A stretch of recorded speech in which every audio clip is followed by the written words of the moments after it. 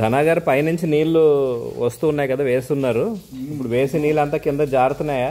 లేదు లేదు, ఇక్కడ ఉండిపోతున్నాయి గురువు గారు. నీళ్ళు చూడండి ఇలా ఉండిపోతుంది. చెత్త ఒకసారి మొత్తం ఉండిపోతే చెత్త అంతా దగ్గర పేరుకుపోయి ఉండిపోతుందా? ఉండిపోతుంది. ఈ ఒక్క చోటైనా ఇంకా ఉండాలగా? మొత్తం వాటర్. అంటే ఎందుకు ఇలా ఉండిపోతుంది? అదే మరి డౌన్ లేదు కదా, అంటే అయిపోయింది. సో ఒకేలా స్లోప్ లేకుండా లెవెలింగ్ సరిగా లేదనా? లెవెలింగ్ లేదు, డౌన్ ఉంటే వెళ్ళిపోయింది వాటర్. ఇంకో మొత్తం ప్రతి చోట ఇలాగే ఉందా? ఇలాగే ఉంది.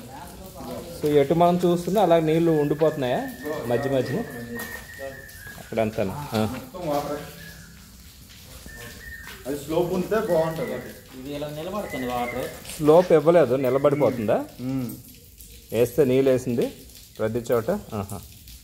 బయటకు వాటర్ డౌన్ వచ్చి ఎక్కడ కూడా ఉండిపోతుందా? ఇక్కడ ఎక్కడ కూడా ఎంత ఎక్కువ ఉండిపోయింది?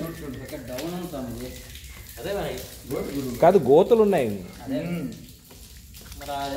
గుంతల్లాగా మొత్తం అంతా ఎత్తు పొలం వల్ల తయారైపోయింది. అంతేనా? అంతే. ఇక్కడ ముందర చూడండి, అక్కడ ఆ ట్యాపర్ పెట్టున్నారా, అదే ట్యాపర్ లాగే డౌన్ అలాగ వచ్చింటే మొత్తం కలిసిపోయింది. ముందర బాగానే ఉంది, గేటు ముందర అటువైపు.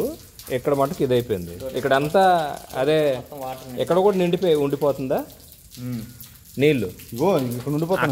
అక్కడ నుంచి నీళ్ళు మరి కిందకు వస్తున్నాయి కదా డౌన్. వస్తుంది గురుగారు.